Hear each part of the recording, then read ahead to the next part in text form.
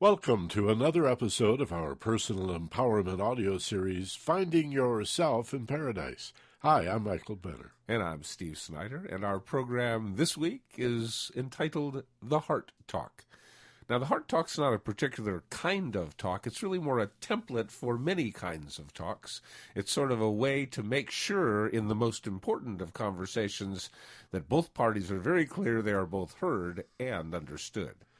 Part of what's so remarkable about this concept that we're going to teach today, and Steve's right, it has many applications, is just how unknown it is.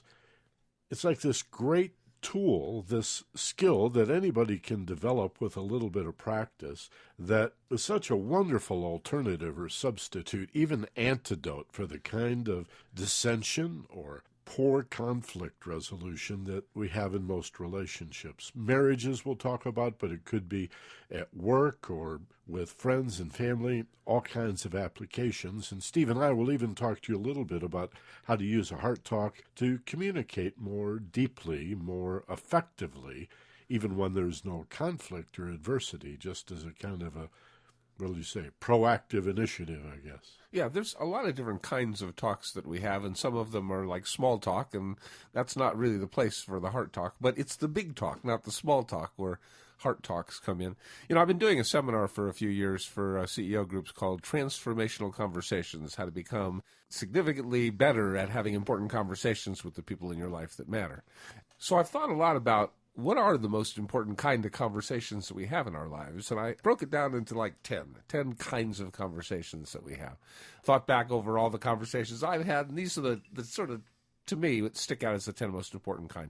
The hiring and firing conversations, which include meeting somebody for the first time, first dates, or picking a dentist or a doctor, hiring if you're the boss, but it's also first meetings, and firing, like breaking up with someone or ending relationships, closure kind of conversations.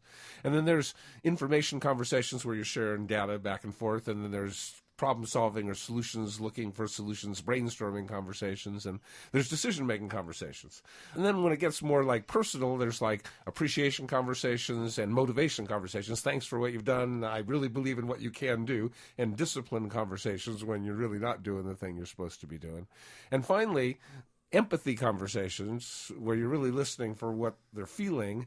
Commitment conversations where you're really making important decisions. And of those 10 different kinds of conversations, I think the most important ones to have the heart talk are the last two, the empathy conversations, the commitment conversations, and also, I think, the decision conversations. Those are where it's really important that you're both heard by the other partner and really clearly understood, and you come to some kind of a place where there's a structure, like we're starting here and we intend to finish there, and the heart talk gives that template, that structure to those kinds of talks. We should revisit this and spend more time just on those 10 types of conversations. I'd like to do a program on that. Sure. That'd be new and different. I haven't heard that list, or if I have, it's been a while since. Probably a few years since I first thought of that. Yeah. I was like, CEOs, what do they most need to know about it? Well, how to have great conversations. That would be an important part of their skill set. So I thought, what are those great conversations we have? But it's been long enough that if you'd missed any, you'd know by now. Yeah, well, I guess so. I think that's pretty cool if you can get it down to 10 basic conversations. I think those are the most important ones, at least in my life. And it's the decision conversations, the empathy conversations, I think, and the commitment conversations that are the most important to make sure we have a heart-to-heart talk. Well, I would agree with that model in terms of the last two, the empathy and the commitment being what the heart talk, our theme for this week, is really all about. And yet before we tell you the antidote, let's go over the problem, which is the idea that you and the person who disagrees with you and with whom you disagree, whether just a little bit or a lot, tend to see things as everything or nothing, black and white. And it's really good to remind you here, I think, that this is brain chemistry, that it's fight or flight. It's the amygdala. That's the structure in the brain that says, oh no, your confusion just might be dangerous. Okay? And so we lose all the higher brain functions of creativity and sensitivity and intuition and being really reasonable and looking for extra alternatives and permutations and options. We lose all of that. and we get down to, are you with me or against me? Right? My way or the highway, love it or leave it, they told us in the 60s, everything or nothing. And that kind of mindset is so common in response or reaction to stress, anxiety, fear, real or imagined, that it's often used against us. And you want to watch for people that frighten you to try to chase you into an either-or, everything or nothing, all differences or opposites kind of a place. But the fact is, we have so much at stake in our intimate relationships with our spouse, and our family is at stake, or at work, your whole job, your career might be at stake, that it's very easy for the brain to confuse feelings of confusion with danger. And immediately the mind begins to pump out all these reasons that you just might be in great danger. And to remind yourself, wait, this is my boss. There may be somewhat of an adversarial relationship, or this is my spouse, this is my husband, my wife, my one of my parents or one of my kids. This is not the enemy here. And then we can substitute a relaxation response for the fight or flight response. So that's part of this. That's the beginning of this whole idea of the heart talk. Well, it's important to understand that left unattended, your mind will immediately go to the argument place, because the argument place pushes the other person away. And when you push the other person, make them on the other side, you're on one side, they're on the other side, they're physically more likely to move away from you than toward you. And that's what prevents you from being killed. You know, in your mind, it's like, do something to get them away from you, you know, like be repulsive. Do not be attractive now. Be repulsive now. The brain's all mixed up. It's really important. The brain's all mixed up. It thinks that because this person disagrees with you, and you're confused because you want them to agree with you and they're not agreeing with you and it doesn't fit, they should be agreeing with you. Your brain thinks this could be dangerous and let's pretend it is, because if we make an error, it's better to err on the side of it wasn't dangerous but I acted like it was than to err on the side of it was dangerous and I pretended it wasn't. That's shoot first and ask questions later. Exactly, because that those people that we call ancestors were the ones that were the most paranoid, the best at like shooting first and asking questions later. That's what it comes down to. But today, in these conversations that we're talking about, there's no danger of them pulling out a 6-gun and shooting you. It's not going to happen. It's not a dangerous conversation. It's a confusing conversation. And in confusion, although it's counterintuitive for your brain to react as if you're safe, if you, in confusion, convince your brain you're safe, then all of a sudden you have access to the kinds of tools your brain needs to really deal most effectively with this confusing situation, like wisdom and creativity and intuition and ingenuity, like empathy and compassion and all the ineffable human qualities that we lose to give up in the ability to gain access to strength and speed, the fight or flight. Again, the brain would rather err on the side of, yeah, I screwed this up, but at least I didn't die, you know, then I'm going to take a risk here. Maybe I am in danger. It's paranoid because all of your ancestors were. It doesn't have to be anymore. The autopilot's still set on doing that, okay? The instant reaction is to, you know, like, wait a minute, you know, this is a fight going to happen here. That the autopilot is set on doing that, and yet the moment that happens, the ability of the higher self to become aware and go, wait a minute, I just did that. I just, like, knee-jerked here. And I can take one slow, conscious, deep breath and gain power, gain control, and say, wait a minute now. I'm going to replace this knee-jerk response with an even-tempered, well-reasoned response instead. Now, beyond that, what is it we want? If you understand our argument here that winning or losing is a list of two, that's not a whole lot of choices, right? There's no middle in there. There's no variations or permutations, or I'll concede part way and meet you in the middle someplace here, 60-40, 30-70, whatever. How do we get to that? How do we get away from the idea that we're on opposite teams to the idea that there's only one team here and we're on that team and neither of us can lose? If either of us loses, the relationship loses. And so we're looking for It's almost become a trite phrase now, the win-win situation. But even if it's trite, it's a challenge to most people. When times are easy, we're pretty good at looking for the win-win. But when times are difficult, when there's real conflict, and that friction is less light than heat, it's mostly heat, how do we get to this place? Steve mentioned just now the very first step, which is substituting that relaxation response for the fight or flight response. But there's another context here, which is setting a different goal or putting your attention on a whole different outcome, which is not winning, but getting heard and understood by making sure first that the person you're in conflict with gets heard and understood. So the word is acknowledgement. And it might not sound very powerful at first blush, but stay with us now. This is exceedingly powerful. If you could give a person who thinks you're wrong and who is arguing with you just a little bit of acknowledgement for how they feel, and then encourage them to talk more about how they feel, less about what you are doing that's wrong, and more about how they feel so you can acknowledge that, what's the point of arguing with the way somebody feels, right? So if you shift gears, as you shift gears, when you shift gears from the mind to the heart, you can be a leader of women and men. You can be the person who acknowledges so as to receive and return acknowledgement, basic law of attraction, and that's what resolves these disputes. It's not either or, winning or losing. It's an and.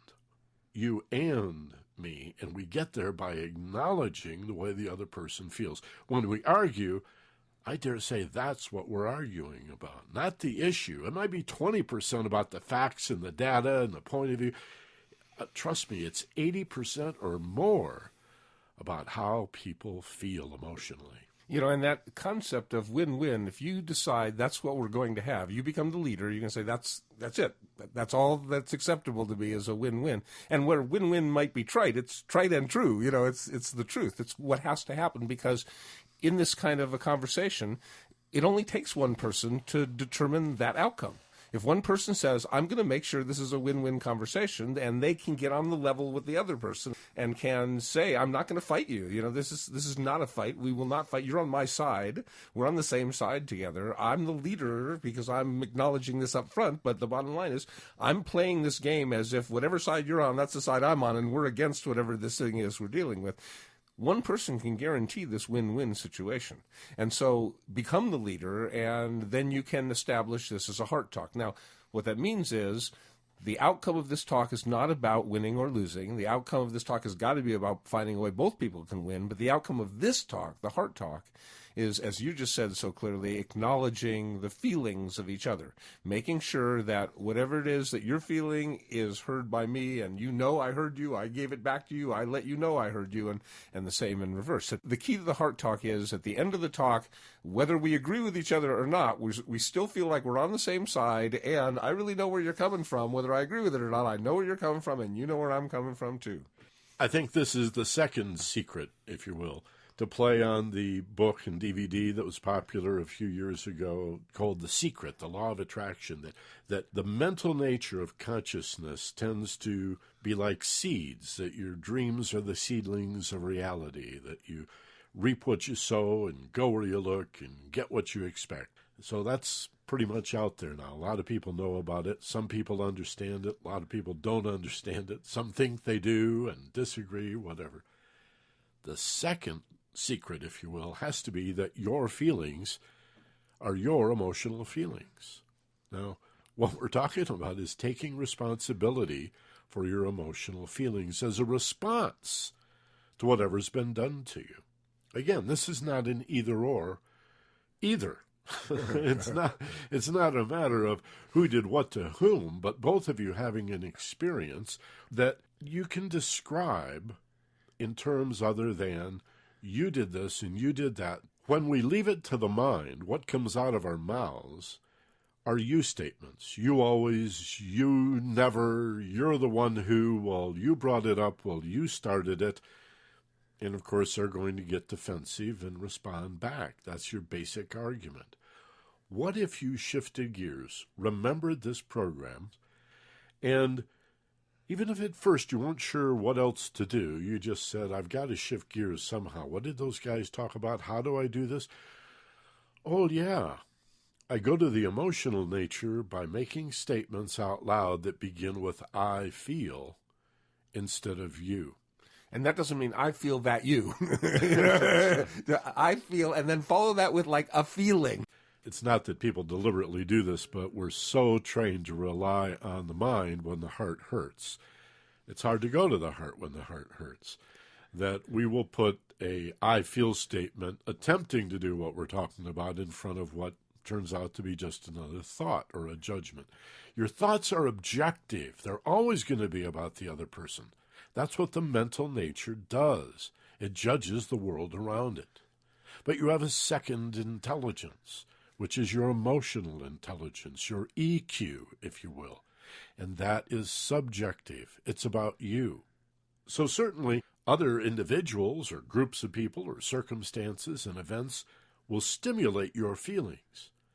But those emotional feelings are your response, and your ability to understand them, to take ownership of them, is what we mean by responsibility. Yeah, they stimulated you, and yeah, maybe that was a nasty thing that hurt you. But if they said that to several other people, they'd get a different reaction in each case. The emotion is the response, and as you take ownership of that, you'll have something to talk about. And something that can't be argued with. How can somebody argue with the way you feel? Even if it were a physical feeling, like I've got a headache or my tummy hurts, and somebody says, well, you shouldn't feel that way. Well, what do you mean? I got a headache and my stomach hurts. Same thing with emotions. To tell someone you shouldn't feel that way is absurd. They do. And when you tell the truth, the highest quality of truth that you can tell, radical honesty, and come from that feeling place and lay your heart out there, risk being a little more vulnerable, miracles begin to happen. Yeah, and again, it begins with you being the leader, you deciding that we're going to have a heart talk, we're going to have a win-win kind of conversation. Just an idea popped into my head. Let's say you've got this idea of a place you want to go for vacation next year, and you've mentioned it a couple of times to your spouse, and each time you mention it, you've gotten like, a lukewarm kind of response, and you're afraid that they really don't want to do this thing you really, really want to do. This is, by the way, hypothetical. This isn't really true for me, but I just popped into my head. So you want to have a talk, and you want to not alienate the person and push them away, so you never do get a chance to. But you really want to share how important this is and really find out what's going on for them in a non-confrontative way. You don't want this to be one of those push me, pull me conversations. You want to find a win-win. So you start with your intention. Like I've mentioned a couple of times that I want to go on this trip, and I've sensed that you're a little ambivalent. I'm not sure. It makes me feel a little scared because this is something I really want, and I'm kind of scared that that's what you're feeling. So I'd really like to listen to you and find out what it is you are feeling about this idea I have of going to this particular place. And then when your spouse says, well, this is what I was thinking or what I was feeling, then you say back to them, I heard you say that this is what you're thinking. This is what you're feeling? Is that right? Are we connecting? Am I clear on what you're thinking and what I'm thinking? And so we find out, at least before we find any reason for an argument, are we arguing? Are we disagreeing? Where are we coming from? And so when there's a really important, like one of those hot topic conversations that you need to have, you just sense something is going on, you got to verbalize it. If you set it up in the template of the heart talk, which is essentially, I want to share with you my feelings, and then I want to find out what you're thinking and what you're feeling and let you know that I heard you and understood you. And I want to know from you that you heard and understood me, so we have a good, solid foundation to begin this thing. If you're the leader that comes in and says, this is the way we're going to have this beginning of this discussion, then you started off with, we're on the same side. How do we solve this problem together? Yeah, you see, this whole idea of the heart talk, sometimes called reflective communication, is that we think we want to win, but what we really want is to be heard and understood. What we really want is acknowledgement. So If you had an opportunity, as Steve and I have had countless times in our lives, to sit down to help people resolve conflict in important relationships, let's take, like a marriage or a committed romantic relationship where there's some intimacy and enormous power, fear really of what'll happen if we disagree, if we can't resolve this, and explain or reveal to people that what they really are arguing about is symptomatic of the true argument, which is I'm hurt that you don't understand me, that you're opposing me. At least it feels that way. Well, they're not opposing you. They're just trying to do the same thing you are, get heard and understood. You see? So a good counselor or therapist knows going in that in the majority of conflicts, what you think you're arguing about is not really the problem. It's just the inelegance, the fear and awkwardness, the stress and anxiety that comes from not knowing how to ask for what you want. You don't want to win. You just want to be heard and understood. Think back to a recent time when you had an argument with somebody that you really loved and cared about. Okay? Now, if somehow that person could reflect back to you your heart talk, could mirror your deep emotional feelings, so that you really felt heard and understood, would it matter if they agreed with you? In most cases, you wouldn't care at all whether they agreed or not. You'd have this wonderful, oh, well, at least I'm heard and understood. I don't really care if you agree with me or not. I guess that's what I wanted all along. Bingo, that's it. That's always what we want, is acceptance, love, to be cared about, to be understood, but you've got to be willing to give what you get. I think the power is in initiating this, Steve, and going first. Yeah, and being the leader. There's a lot of primitive cultures and very wise cultures that do a thing with something like a talking stick, where the person who has the stick is the one who talks and everybody else listens, and you don't get to interrupt. You don't get to say, anything over the person with the talking stick. I think at the core of the heart talk is that piece where the person who's talking is talking and doesn't get interrupted. I think one of the really nastiest parts of arguments is not only do people not get heard and understood, they get talked over and not listened to because they get interrupted all the time. The key to a heart talk is really playing it like this. Person A says, this is what I'm feeling, to person B, and person B says, I heard you tell me this is what you're feeling. Is that right? And person A says, yes. And then person B says, well, this is what I'm feeling. And person A says, well, I heard you tell me this is what you're feeling. Is that right? And person B says, yeah. Now we've just started with a place where you and I are on the same side, the same team together. We both want to know and understand each other. Whatever the issue is, it's us against the issue now. And that's the key to the heart talk. When those interruptions happen, that should be a red flag to you that you've gone to your head, right? Because the reason you're getting interrupted, or the reason you're the one doing the interrupting, is because their account of what you're doing is wrong in your mind. If, again, you come from a feeling place, nobody's going to interrupt you. Nobody's going to argue with you. Again, if somebody interrupts you while you're talking about feelings, and not I feel you are, but true feelings, right? I feel, and then the words that follow are emotions. And they interrupt, well, you got to ask yourself if that really is a loving relationship. For example, at work, if you tried to do this at work, it could be much more challenging and difficult because you don't have the agreement in some situations going in that your peers, you may have this authoritative structure at work where this person works for you or with you or is your boss. That makes it difficult. But at home is a great place to learn this, to practice it. It's one of those things that's simple enough, but really not easy because the mind likes to run the show and the mind wants to argue about the history.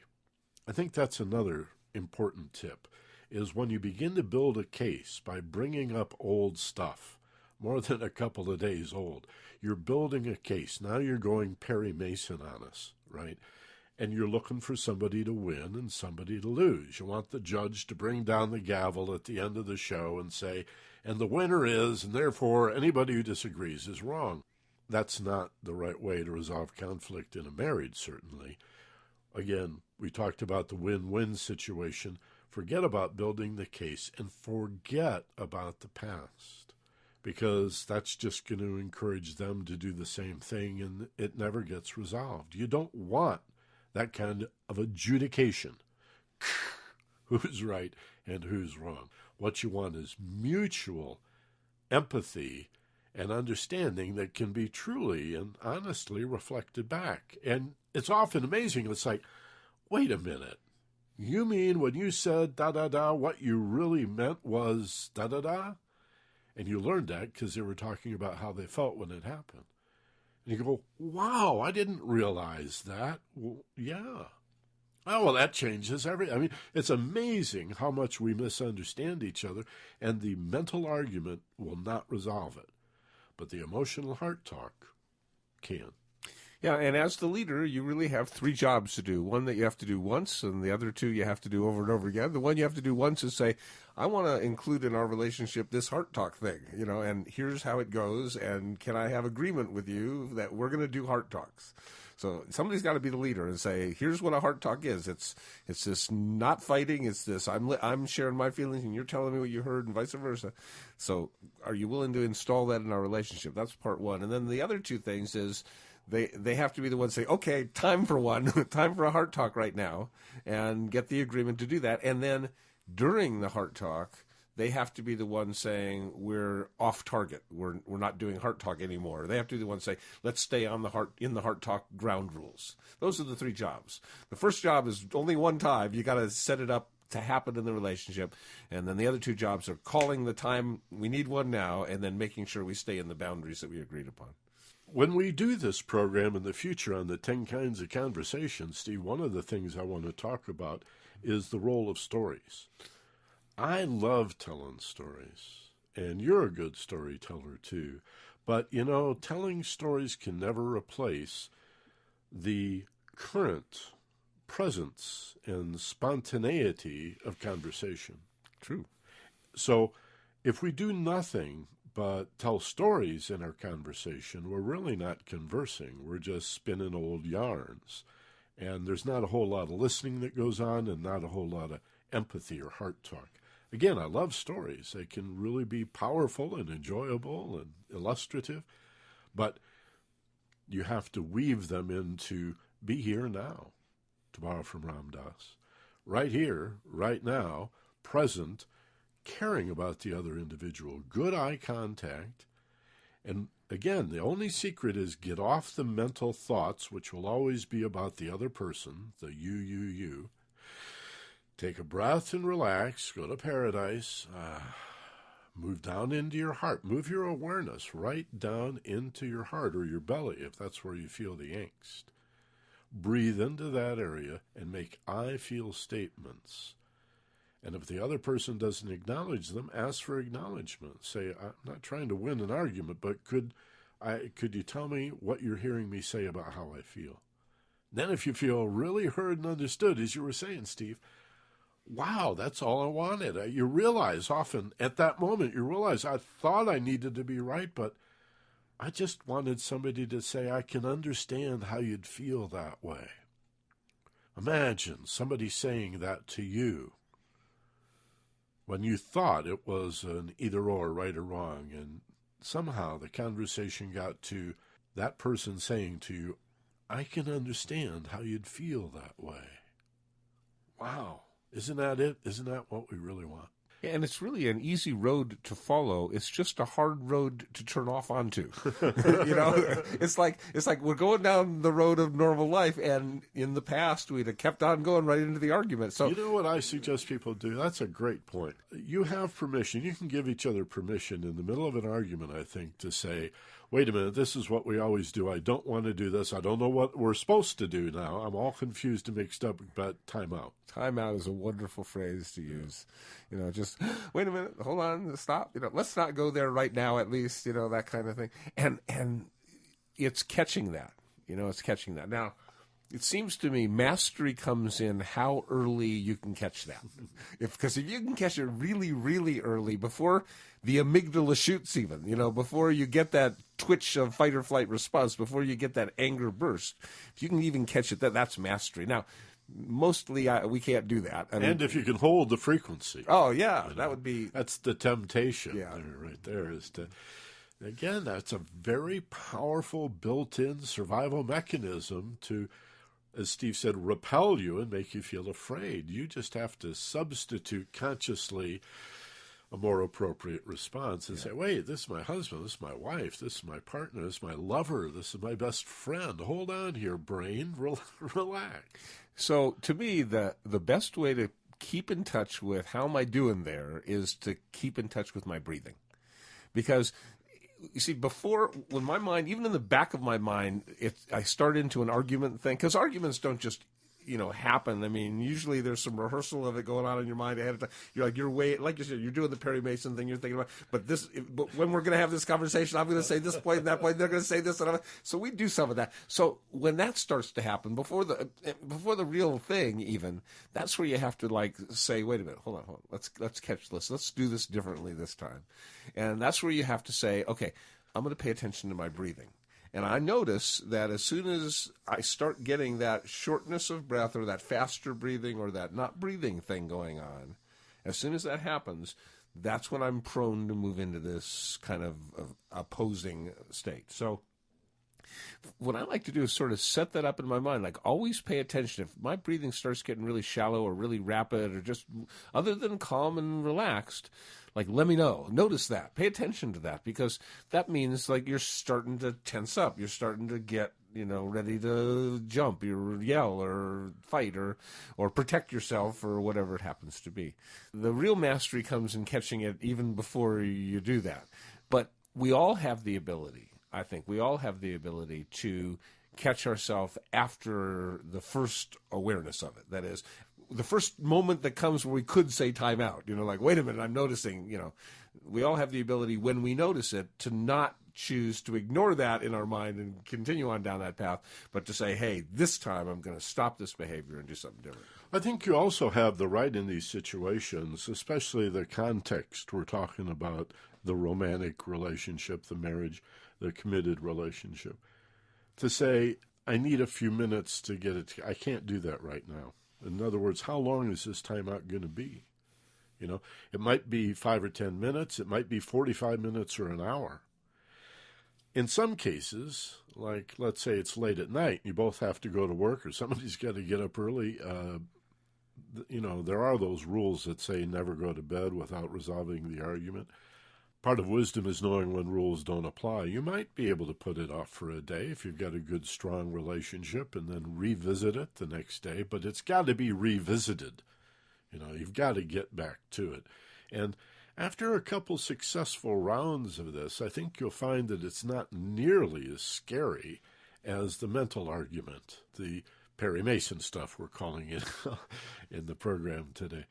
That is terrifying, but if you remind yourself from a safe place that you are safe, that you're on the same team, and that what the heart talk is really about is reflecting not the arguments or the thoughts, but the feelings, you can do that.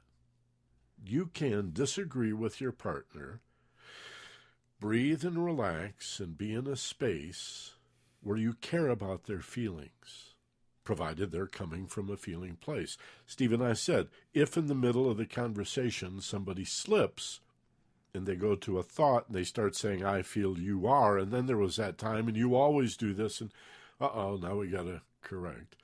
Other than that, don't interrupt. Take turns. I think there probably are advantages and disadvantages that go with being first and with being second. It really doesn't matter that much.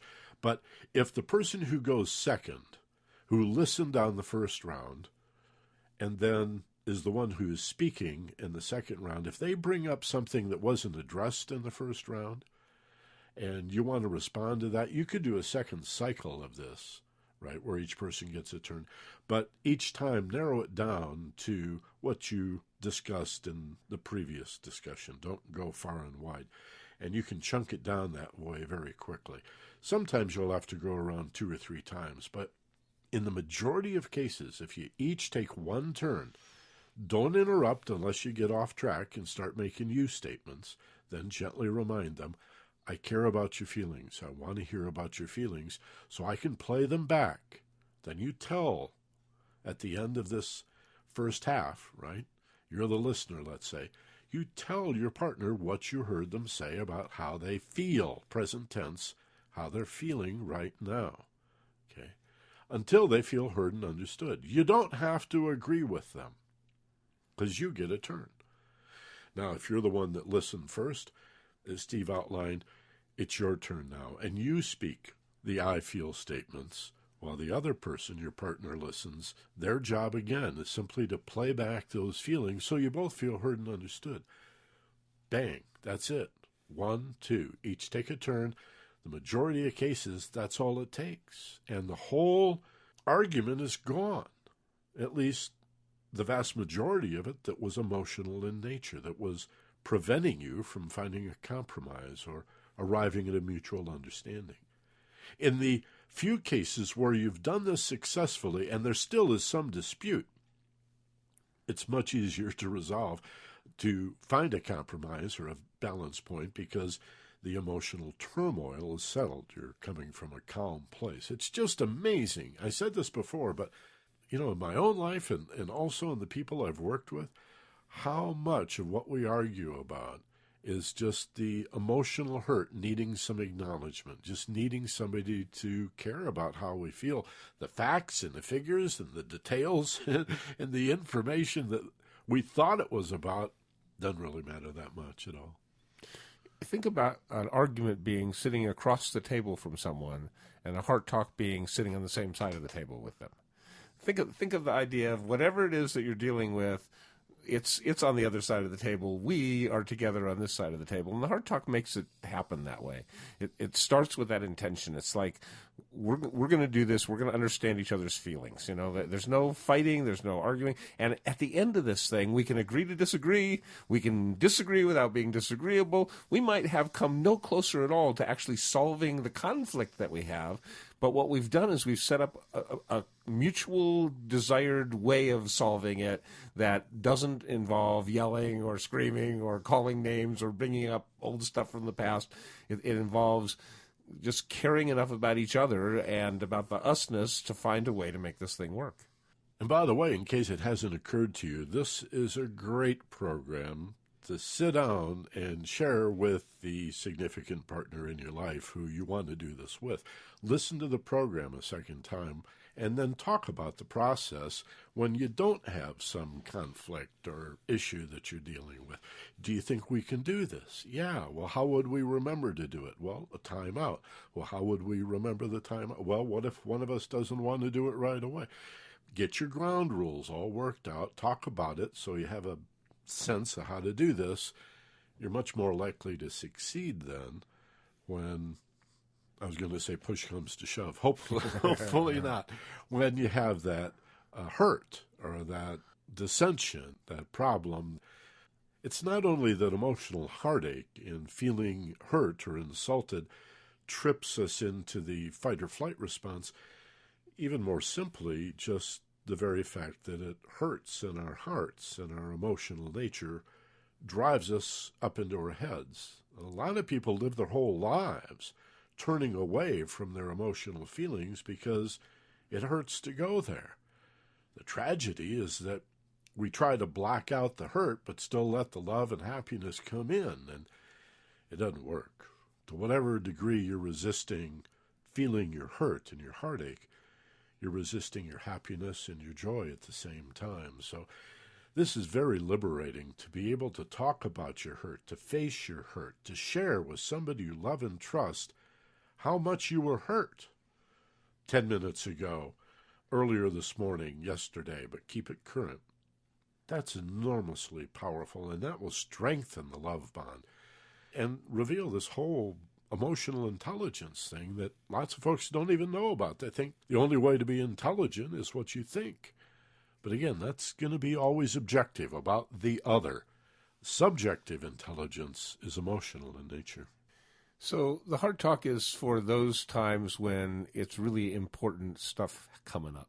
It's not for small talk. It's not for day-to-day stuff. But when you feel there's a really important issue here where somehow there's opportunity for a fight or an argument or a disagreement, or your pattern is these kinds of conversations, we come away from feeling hurt. This time, next time, be the leader and say, all right, we're going to institute this new way of doing it, this heart talk, because we don't have to agree on everything. You can be in a relationship and not agree on everything, but what you can't be is disagreeable about anything, because that causes the dissension, that causes the fighting. All of a sudden, we're not on the same team anymore.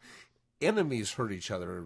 Teammates don't hurt each other. So we're kind, we're gentle, we're loving. There's compassion in our honesty with each other. But bottom line is, we don't have to agree on everything, but we do have to understand the other person's point of view. We do have to understand the other person's feelings, and we have to know that the other person knows that we do understand those things. You got that, you've got most of it solved. That's it. There'll be some dissension, there'll be some issues where we're going to have to agree to disagree. We don't come from the same place on this one. But at least I respect your opinion, whether I agree with it or not. I heard it, I heard it, I got it. That's great. There's some conversations where that would just be so much better than this fighting kind of thing. You can fight with people who are on the other team, with your competitors or your adversaries, but you sure don't want to fight with your spouse or your kids or your parents or your colleagues. You don't want to fight with people that are on the same side as you. Let's do an audio journey, a guided meditation to install, to walk through in mental rehearsal, the emotional nature of the heart talk. So get comfortable if this is a good time for you. Pump up the pillows a little bit. Get nice and comfortable, sitting up. And take a nice, slow, deep breath. And as you exhale, create and sense a feeling of letting go. And with each breath that you release, sense that inner peace as you unwind and slow down your mind. Now, in the heart talk, you must be clear. You're going to replace this desire to understand from the fear. You're going to separate those things so it's clear in your mind that when you're going to have a heart talk, each time you find that you love this person, care about them deeply, and you just want to know that it's true, that this person feels the same way that you feel. This person has those same feelings about you. So say, it's time for a heart talk. I don't want to fight. I don't want to just argue as we disagree. I want to understand where you're coming from, too. I want you to understand me. So I'm going to take a deep breath, and I'm going to tell you how I feel, and I'm going to talk about me, and I'm going to talk about what's real. And you're just going to listen, not interrupt or say your point of view. You're just going to listen and hear me and know what I say is true, and then you're going to let me know what you heard. Let me know what you understood. Let me know that you know how I feel inside. Let me know that. Let me know that you know.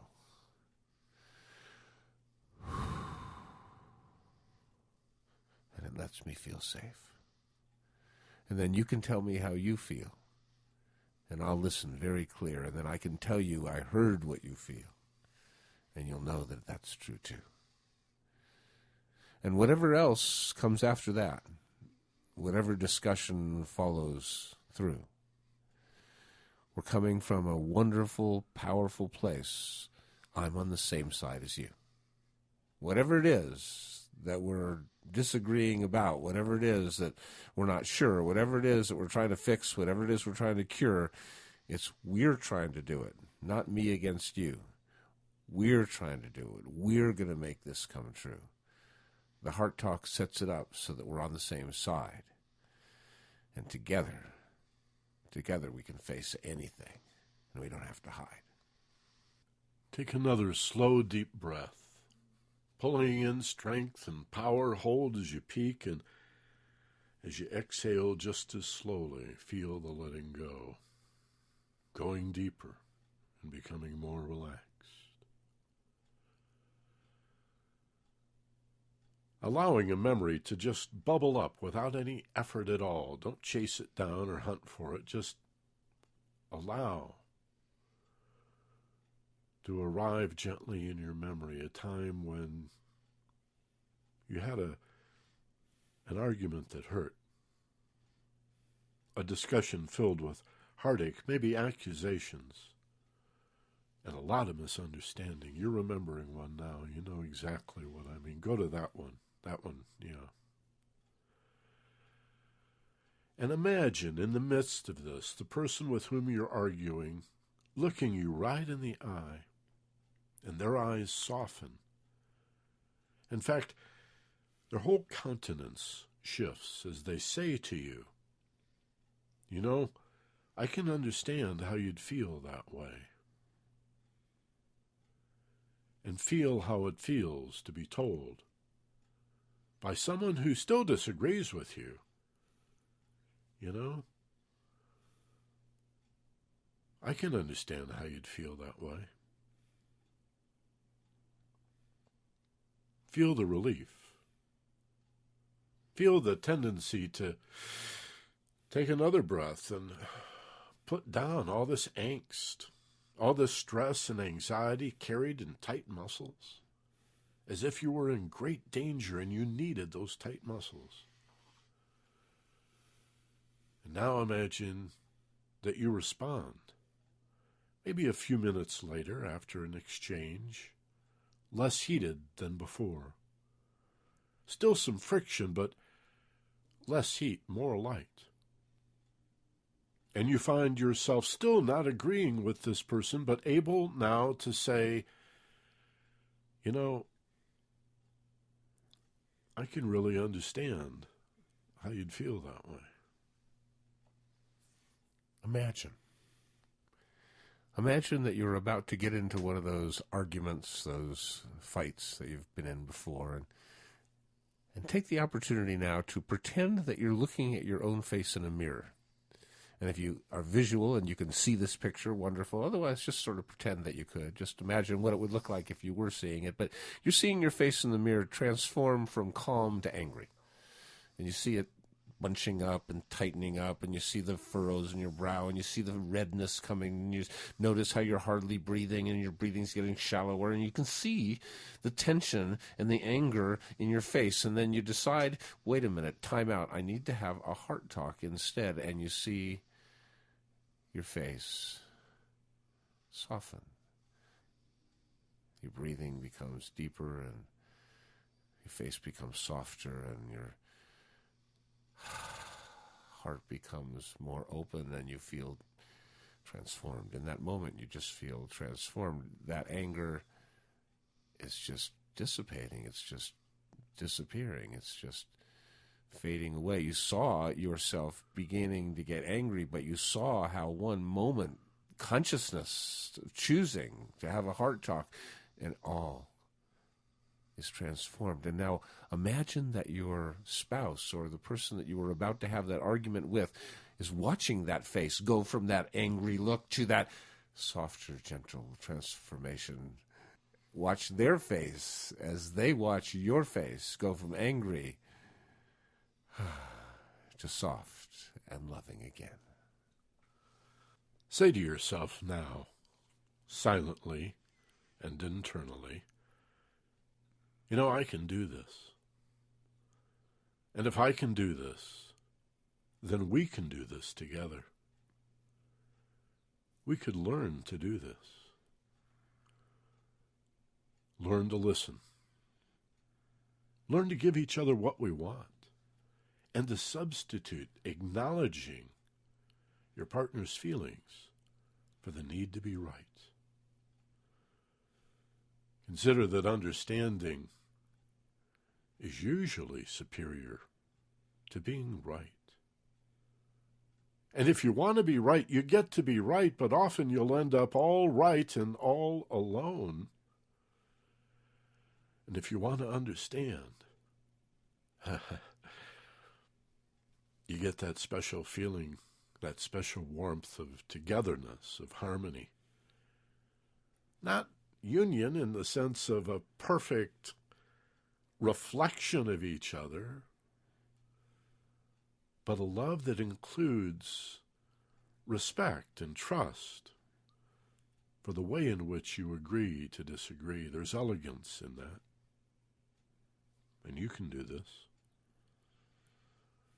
Listen to this program again. Share it. Forward it. We can help change the world by changing the way we resolve conflict at home. Now, in a minute, Steve's going to tell you to open your eyes wide awake and alert and refreshed, and I'd like to suggest that you'll have a full memory and a really deep understanding of this simple process. As you reorient yourself to the sound of our voices and remember the room in which you sit. And with one more slow, conscious, deep breath, there it is. Bring yourself back to wide awake, back to alert, back to consciously aware of the room that you're in, and remembering this powerful tool, this template, this heart talk. You know, it's not appropriate for every conversation, that's for sure. But boy, when it is appropriate, it's a lifesaver. I'll tell you, the most important thing is to be the leader and say, I want this tool in our toolkit. I want this arrow in our quiver. I want this heart talk as part of our relationship. So when we need it, we can pull it out, and either one of us can call on it. And then B, say, now's the time. We need one right now. And then, monitor. Are we staying on? Are we staying on target? Are we talking about our own feelings, and are we sharing what we heard with each other? There's time enough to discuss the issue. There's time enough to discuss your idea of why we should do this or my idea of why we should do that. But if we start it that way, then it's me against you. But if we start it with the heart talk, then it's us against the decision. And it's always easier. It's always more wonderful when it's us on the same side of the table and trying to figure out the solution to the problem together instead of on opposite sides of the table trying to make the other person wrong. That's it. Hey, Steve and I want to thank you for being contributors at focusedpassion.com and remind you that there's a tool right there, share one with a friend, and that's part of the larger mission. Share what you care about. Forward these programs, especially the programs you think are relevant to your friends' situations and circumstances. Send them a link. It's easily done at focusedpassion.com. And if you ever lose your password, well, just click on that link that says Remember Password. We'll send you a brand new shiny one. And, there's a lot being said lately about Twitter and the growth of Facebook and MySpace and these social networking sites. And if you're into that, please include links to focusedpassion.com. That would really help us get the news out. There's so many people that are looking for this kind of information. And remember, that includes absolutely free without even being a contributor. Just choose the option that says, send me the free stuff. Our Family Learning Hour. There's actually 5 of these programs in intro and parts 1 through 4. How to learn in the Family Learning Hour. Send those to people that you know who have children, or directly to the kids that are still in school, or to those adults that are out of school but see learning as a lifestyle. All of that's available without any charge whatsoever at focusedpassion.com. So Twitter that URL, Twitter that address, put it on your Facebook page, and help us get the good news out that these are available. focusedpassion.com. Thanks for listening. Join us next week. We'll have a brand new program for you every Wednesday. And as always, be gentle, love life, and take care of each other. For Steve Snyder, this is Michael Benner. Aloha.